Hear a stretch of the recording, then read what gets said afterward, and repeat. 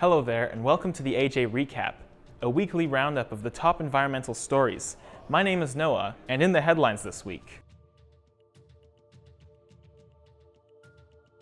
In an interview with The Guardian, a top UN official stated that there is on average one climate disaster every week, though many of them go unreported as they are overshadowed by larger disasters. A leaked report shows that the government of Ontario scrapped 227 different clean energy projects when they cancelled the cap-and-trade agreement. For the people.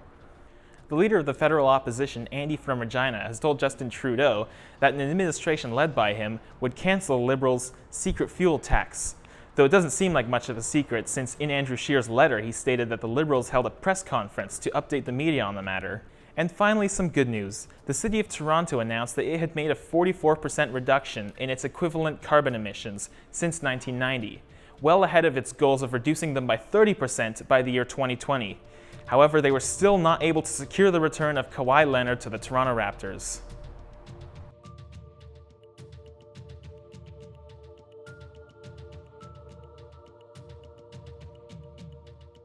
Over 26.5 million Canadians now live in metropolitan areas, and that number is growing exponentially.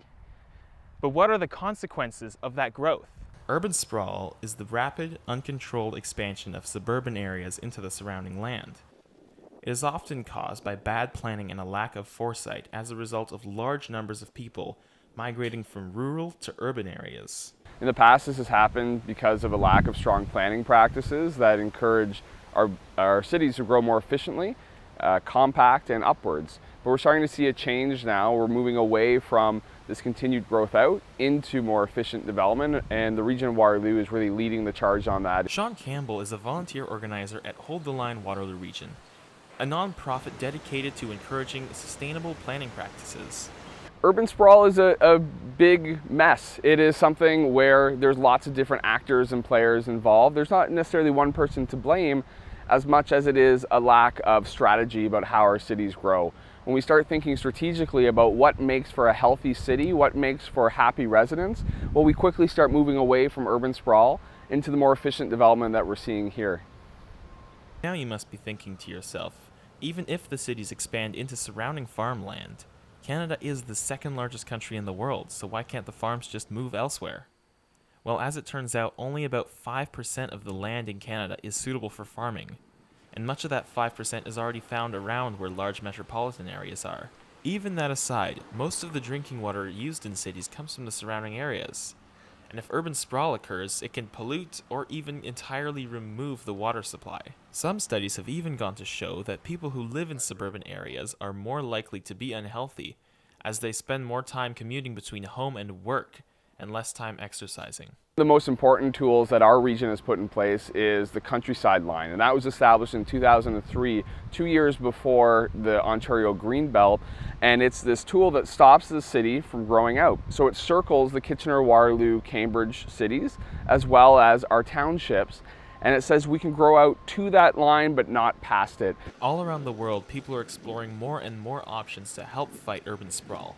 For instance, in Europe, some banks will not give mortgages to development projects that will further contribute to urban sprawl. Hold the Line is a local nonprofit, and we think we're the only festival in the world that involves cycling, folk music, and local planning policies, and it's all about celebrating what's already working well within the region of Waterloo.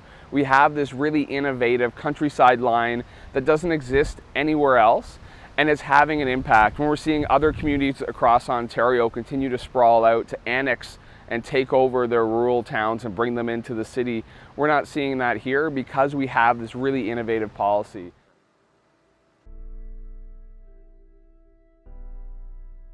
So why are we doing this? If the current ecological and climate crisis goes unchecked, who's going to be the most affected by it?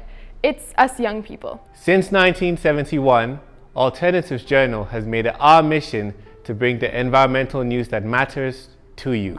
We'll also have student summer pieces. Those are from students just like you. That's what we're trying to do with the Student Summer Takeover at Alternatives Journal.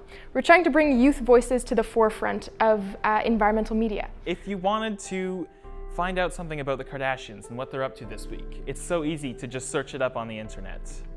But if you wanted to know if Canada is on track to meet its commitment to the Paris Climate Agreement, then where are you going to turn? It's very hard to find answers to some environmental questions. So we're here to bring those answers to you. So part of this is submissions from you. Tell us the stories you want to be hearing. Submit them to us in articles, videos, or photos. But part of it's also through our weekly news roundup that we're going to do here at The Recap.